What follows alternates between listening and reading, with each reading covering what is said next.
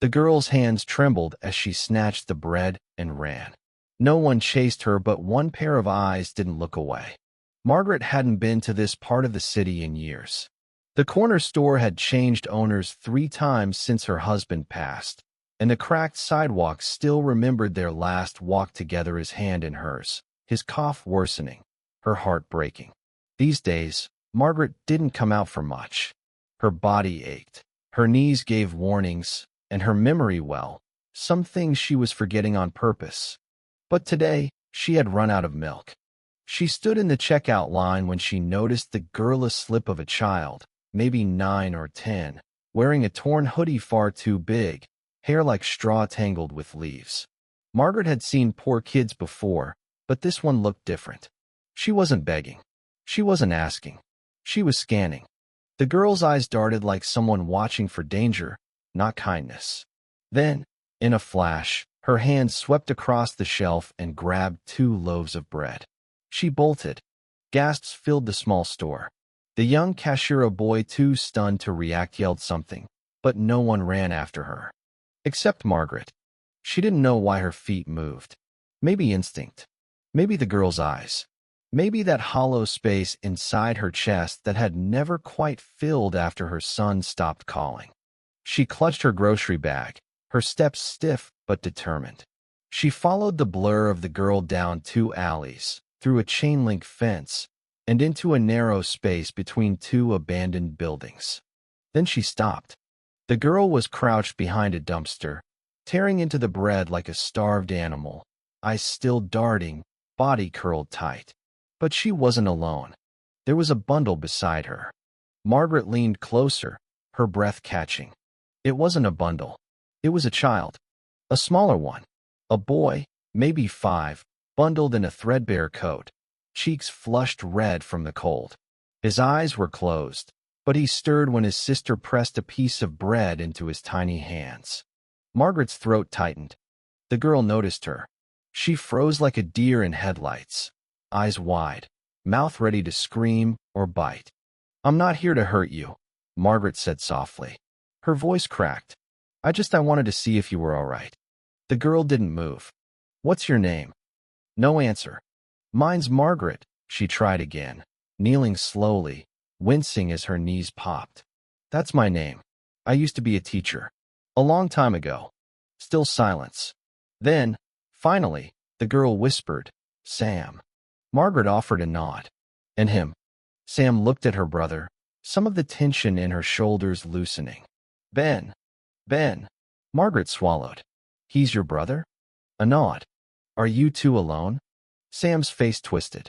She looked down. "We're not supposed to talk to people." "That's probably smart," Margaret said gently. "But sometimes, good people find you when you least expect them." Sam eyed her, still wary. "Are you police?" "No, sweetheart. Just someone who's lived a long time. Seen a lot of things. And I think I just saw something I wasn't meant to ignore." For the first time, Sam looked unsure. "We didn't mean to steal. But Ben was hungry. We haven't eaten since yesterday." Margaret's heart cracked clean open. She opened her grocery bag and pulled out a carton of milk and a banana. "Here," she said.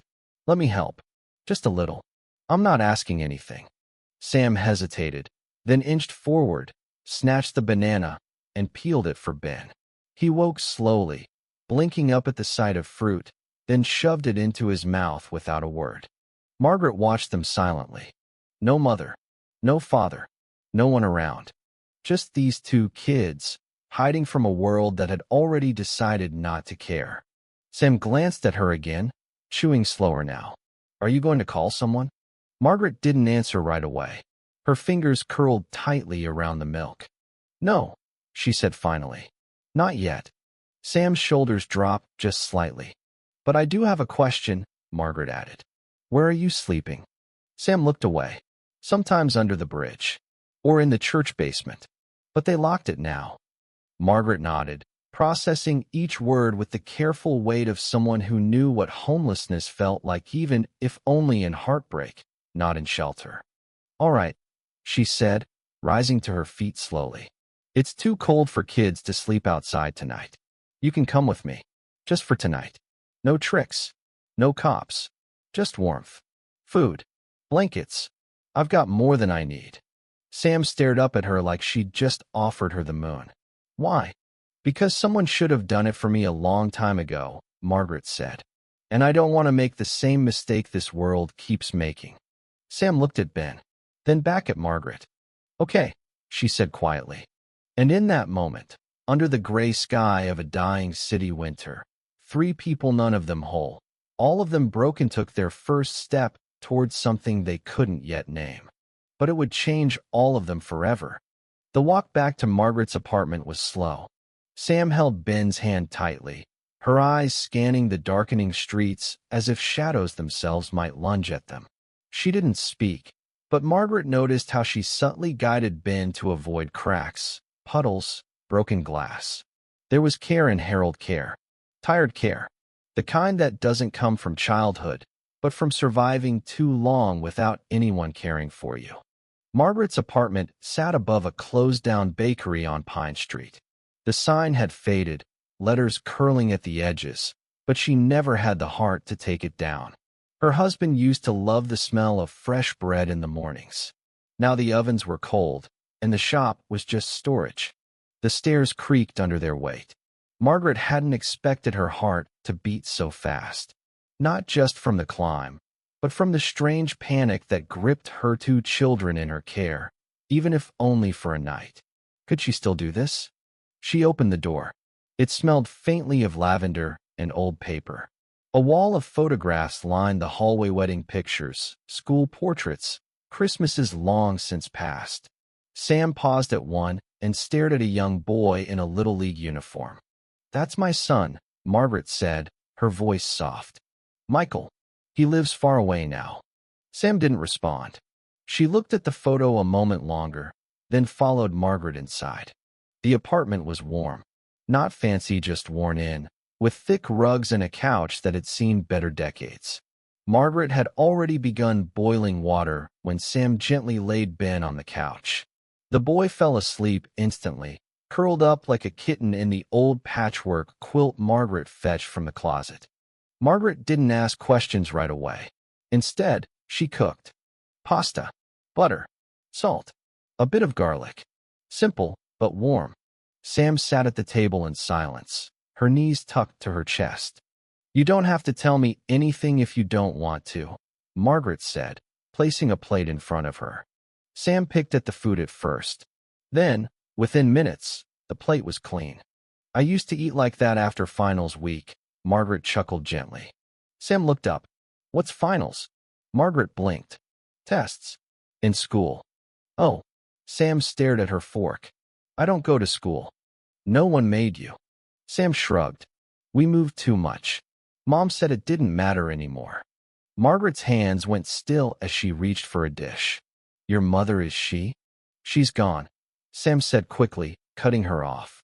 A few months ago. A silence fell over the kitchen like a dropped curtain. Margaret sat down. Gone how? She got sick. No insurance. We went to the ER, but they sent her home. She didn't wake up the next day. Oh, honey, Margaret pressed her napkin to her mouth, holding back something raw. And your father? Sam shook her head. Don't know him. Mom said he left before Ben was born. Margaret's chest ached. She reached out slowly and rested a hand over Sam's trembling fingers. How long have you been on your own? 86 days, Sam whispered. Margaret froze. You're counting. Sam nodded. I keep track. In my head. That was the moment Margaret realized this girl wasn't just surviving. She was strategizing, planning, fighting every day to make it one more. She wasn't a child anymore. She had no choice but to grow up the day her mother died. You've done a good job keeping Ben safe, Margaret said softly. I'm trying, Sam replied. But he's getting sick too. He coughs at night. Margaret stood quickly. She went to the cabinet and retrieved a small bottle of children's cough syrup she had bought months ago, not knowing why. She poured a dose and gently woke Ben, who drank it sleepily before rolling back into the quilt. Sam watched her. You're not going to call anyone? She asked again. No shelters? No foster care? Margaret's eyes flickered. Do you want me to? No. Then I won't. Not unless it's the only way to keep you safe. Sam nodded, but distrust still shadowed her face. Margaret understood. Trust was earned, not given. That night, Margaret laid an extra mattress on the floor beside her bed. Sam curled up beside Ben, her back to the wall, as if afraid the room itself might betray her. Margaret didn't sleep. She listened to their breathing. Two children, two ghosts of a world that had failed them. She thought about Michael, her son. He hadn't called in over a year. Margaret had sent Christmas cards, letters, voicemails. He'd built a life somewhere, she supposed. He had his own kids. But she wasn't part of that picture anymore. Maybe this was why. Maybe fate brought Sam and Ben into her path, because the ache in her bones wasn't just a G, it was purpose long gone, still searching for a place to land. The next morning, Margaret made oatmeal with cinnamon and a spoonful of brown sugar. Sam sat quietly at the table while Ben played with a battered wooden truck from Margaret's attic. I need to go out for groceries, Margaret said after breakfast. Will you stay here, or come with me? Sam hesitated. You can leave if you want, but the door will always be open. Sam looked at Ben, then nodded. We'll come. They bundled and borrowed coats, Margaret's old cardigans, layered and pinned for Sam, and a scarf wrapped 3 times around Ben like armor. They looked strange, but safe. Outside, the world hadn't changed. The streets still hummed with cars, people still stared through you, and shopkeepers still frowned when children without clean shoes entered their stores. At the supermarket, Margaret handed Sam the list. You can read? Sam nodded. Then you're in charge. The girl's eyes lit up. They moved through the aisles slowly, Sam reading aloud, selecting vegetables with great seriousness. Ben pointed at boxes of cereal and made Margaret laugh when he named them by color instead of name. Red flakes, blue sugar bombs, yellow O's. At the checkout line, the cashier was a teenage boy with earbuds dangling from one side. He glanced at the trio, clearly judging the ragged clothes, the odd mismatched layers. But Margaret stared him down. He blinked, swallowed, and scanned their items in silence. They walked home with bags heavy and hearts lighter. That afternoon, they made soup together. Margaret taught Sam how to peel carrots with a spoon to avoid waste. Sam taught Margaret how to fold old newspaper into tiny boats, which they floated in the dishwater after washing up. Ben napped again on the couch, this time with his little wooden truck tucked under his arm. Later, as the sun dipped behind the buildings, Sam asked quietly, "Can we stay another night?" Margaret didn't answer. She reached over and brushed a strand of hair behind Sam's ear. "As long as you need," she said. Sam's lip trembled. "But what if someone finds out?" Margaret smiled. "Then we tell them the truth. That 2 children found a grandmother they didn't know they had." By the end of the 3rd day, the apartment no longer felt like a place for one person. There were crayons scattered on the coffee table. Sam had found an old box in a drawer and given them to Ben, who now spent hours drawing scenes of rockets and dogs and what looked like sandwiches. The kitchen smelled like stew.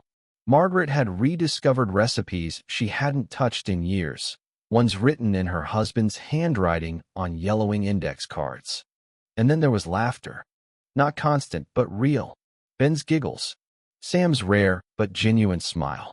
Margaret's surprised chuckles when Ben mistook her humidifier for a space machine. Something had shifted. Sam still didn't sleep through the night.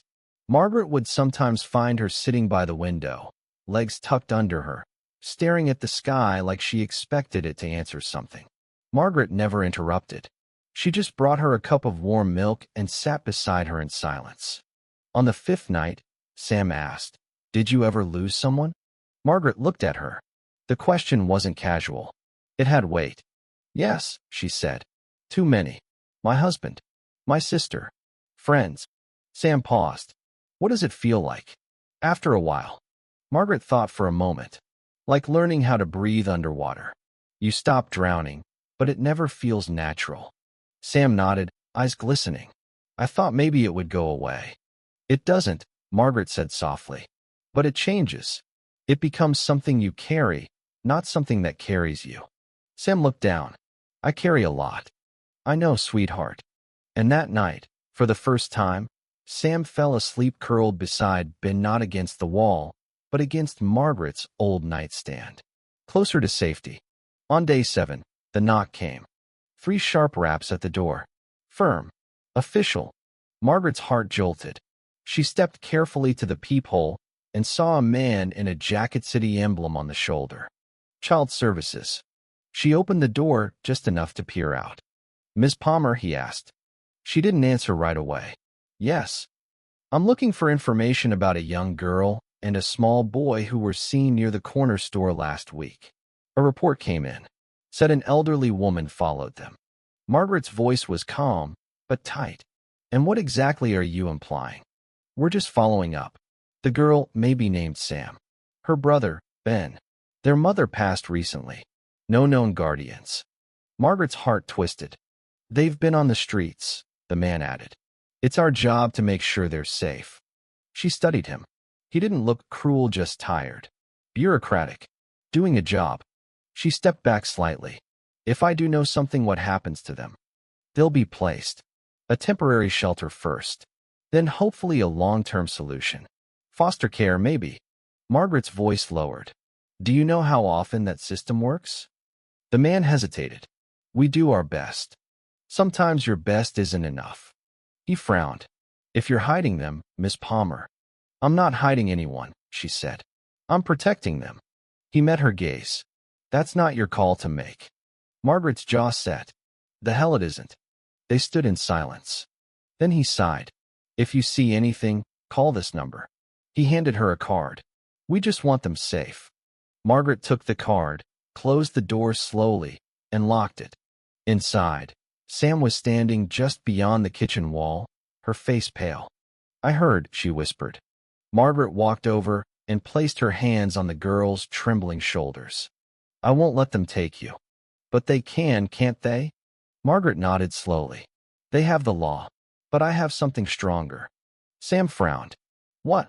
Love, Margaret said. Sam looked away. That's not enough. Margaret pulled her close. It will be, if we fight smart. That night, Margaret made phone calls. To lawyers she hadn't spoken to in years.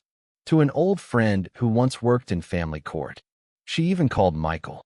It rang 6 times before going to voicemail. She didn't leave a message. Instead, she called again. And again. On the 3rd try, he picked up. Mom. She froze. The voice was older, tired. Michael, she whispered. No, she said, surprising even herself. I'm not. What's wrong? There are 2 children sleeping in my apartment who shouldn't have to sleep on the streets. Their mother is gone. They have no one. Michael was quiet. Then, why are you telling me this? Because I need help. Legal help. I don't care if it's complicated. I want to keep them here. I want to give them a home. Mom, he paused. You're in your 70s. I'm alive. I'm capable. And for the first time in years, I have a reason to wake up that isn't just habit. Another silence. Then, you really care about them? I love them. Michael let out a slow breath. Okay, I'll make a call. I have a friend in child advocacy. Margaret closed her eyes. Thank you. Over the next week, things moved quickly.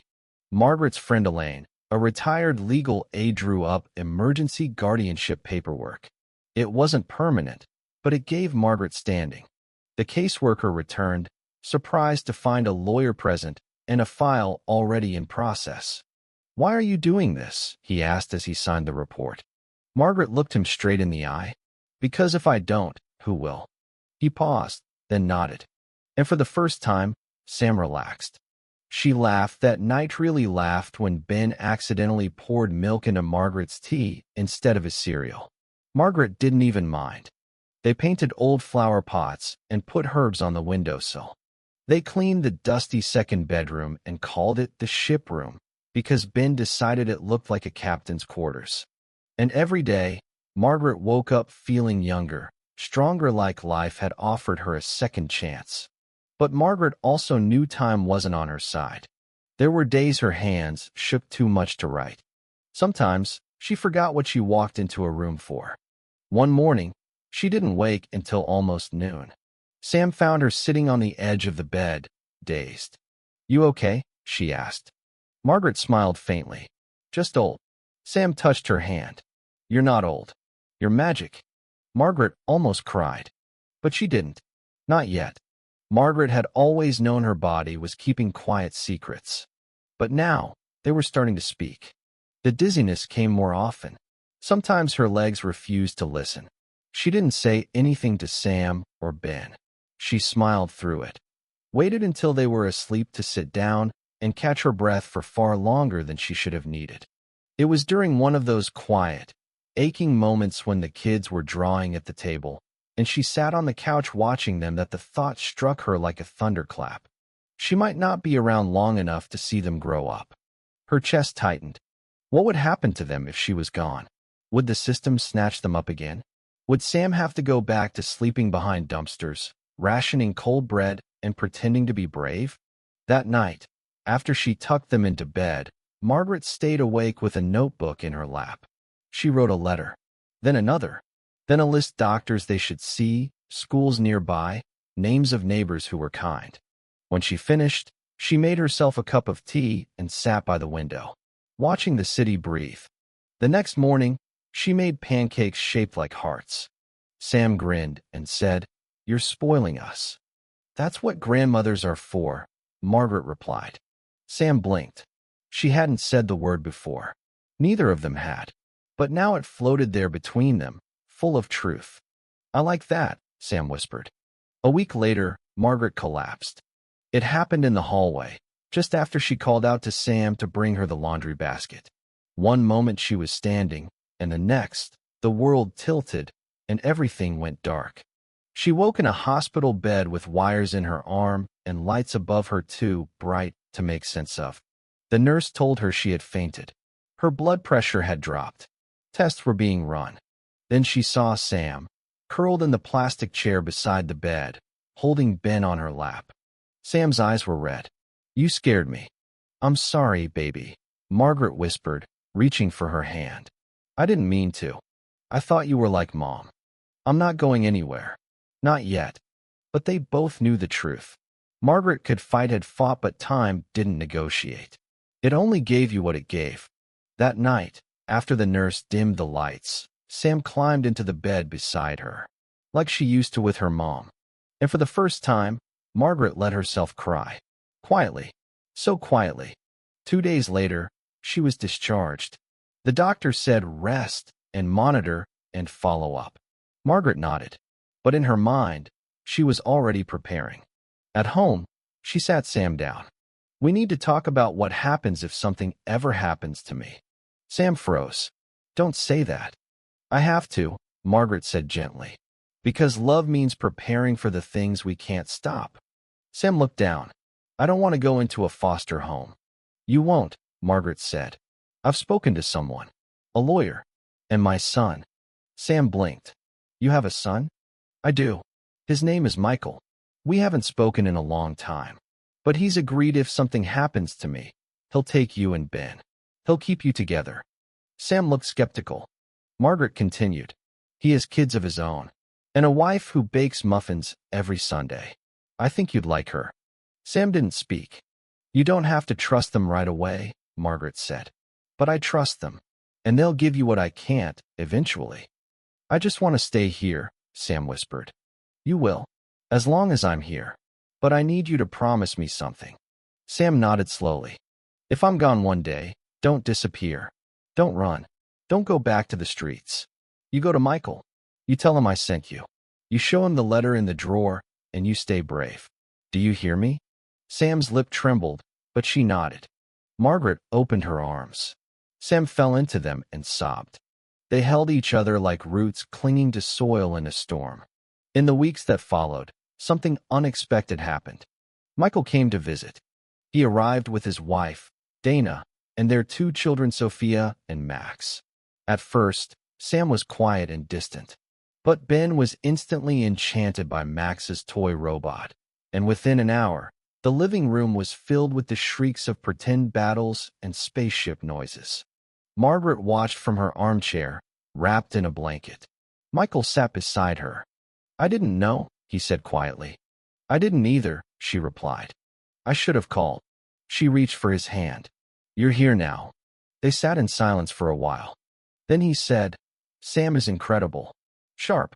Brave. She raised Ben when no one else would. Margaret said, she deserves a world that gives back to her. I'll make sure she gets it. Promise me. I do. On the first day of spring, Margaret's kitchen bloomed. Not with flowers, but with people. Dana baked. The kids painted. Sam taught Sophia how to fold those newspaper boats. Michael installed a new bookshelf for the growing collection of books Sam devoured late at night. It wasn't a perfect family, but it was whole in all the places that mattered. That night, Margaret sat with Sam on the fire escape, wrapped in a blanket. I think I'm going to go to school, Sam said quietly. Real school. Margaret smiled. You'll be brilliant. I want to be a nurse. Like the lady at the hospital. Margaret nodded. You'd be the kind people remember. Sam leaned her head on her shoulder. I don't know what's going to happen, but I'm not scared anymore. You don't have to be. They watched the stars. For a long time, there were no words. Just the creak of the city breathing below them, the rustle of life continuing. Margaret passed away that summer. Peacefully. In her sleep. The window was open. Her hands were folded gently on her chest, and a photo of Sam and Ben sat on the nightstand beside her. She didn't leave pain behind, she left a path. Michael kept his promise. He moved Sam and Ben into their home. At first, Sam barely spoke. But she watched. She listened. She learned how to trust in small pieces. Ben thrived, started kindergarten, and made 3 friends in the first week. Sam volunteered at the school nurse's office and joined a GED program. On her 18th birthday, she received a sealed envelope from a lawyer. Inside was Margaret's handwriting. To my darling girl, you were never a burden. You were my miracle. You reminded me what it meant to live with purpose again. You made my last years the best I ever had. Love loudly. Be kind fiercely. And never forget you were always meant to be loved. With all my heart.